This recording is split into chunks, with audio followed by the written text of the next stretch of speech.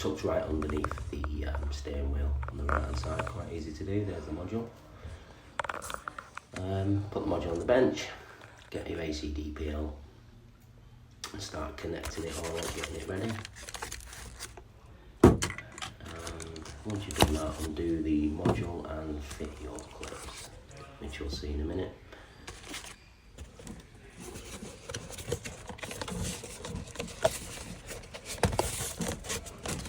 And there we go, the clamp's fitted. There's the camera over there.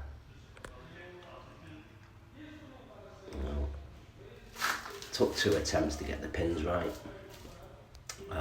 Just moving it about on the board, you got to make sure you've got your D1 and D2 together and the rest will go in. And all we're going to do now is follow the on-screen instructions. And there's the new key. So I'll cut that off a little bit there, but all it's doing is just showing you the information. Now it's going to read the flash. I will skip this like there to 79%. There's the board working away, lights will be flickering. Just showing you the connection points, D1, D2, D3. Nearly there now. Now I made a mistake a little bit further on, I'll explain about that. So key position on the BAV unit, you'll see when I put the BAV unit in, I'll have the key rested on top. Obviously it failed because I had it inside. Best thing to do is do it like you would a JLR and put the key on top. It's just uploading everything now. I'm going to save all the files, read the EEPROM, D-flash.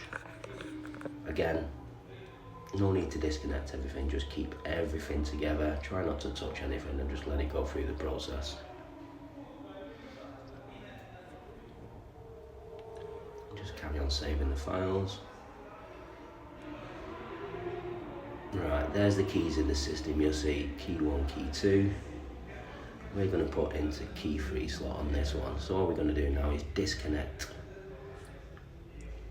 and connect. See where I've got the key in facing down? Yeah, don't do that. Place the key on top. So it'll go all the way through the read now. I've left this on here so you can see. Shows you the key ID. So it has picked that up.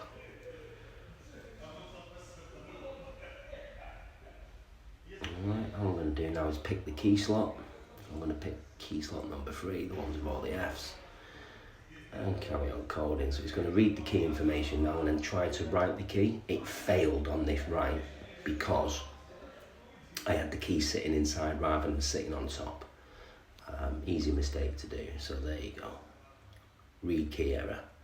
So I'll just start it again. Give it a second. There you go, so he's checking the pins now. So it'll go through that whole shenanigans again. As you can see, I haven't touched any of that. But what I've done, all the pins are green. It'll read everything I need. Tell me there, key number 3. Continue. So all I did was place the key on top. And all you literally need to do is follow all the on-screen prompts. It's quite easy to do. The hardest thing and the longest thing is taking the BCM out of the car. So all we're doing now is writing all the EEPROM data back to the module. Like I said, you don't need to do any of that because it does it all for you. You just follow the on-screen prompts. I like to take pictures or screenshots on the way through, just so I've got all the information. Then you actually go back. Now disassemble the board. Really straightforward. I'm doing it with one hand here because I've got the camera in the other hand. Yeah. I always unplug it first, so there's no power going into it. And as you can see, we're taking it apart the exact same way we put it in, but on the ACDP app it will show you exactly how to put this together and where it needs to sit. Pay attention at the beginning, because it will ask you if you've got a ceramic or glass chip, and you can check that yourself, and that will, when you first set the cradle on top, you can either put it in extension 1 or extension 2. Extension 1 is your ceramic chip, extension 2 is your metal chip, not glass chip, sorry. And it's quite straightforward. Right, let's put the module back in again. I'm not going to show you putting it all in, but I will show you where it is. It's really easy. It slides in, slides out on 2 clips. Make sure you push all the cables all the way in, because what you'll find is the power on the left hand side, if it's not completely clipped in, it won't give you ignition power, so it'll turn everything on but it won't let you start the vehicle. Let's test the keys.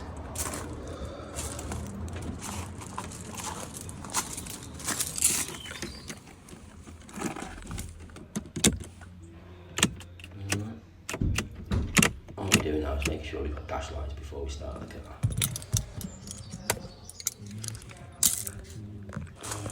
We have dash lights, and we're going to just test the tops, make sure the central locking's working. So there's the original key.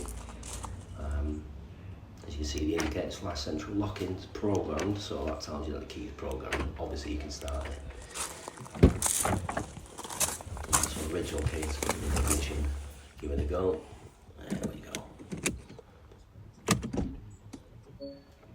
And I'll put this in the dash.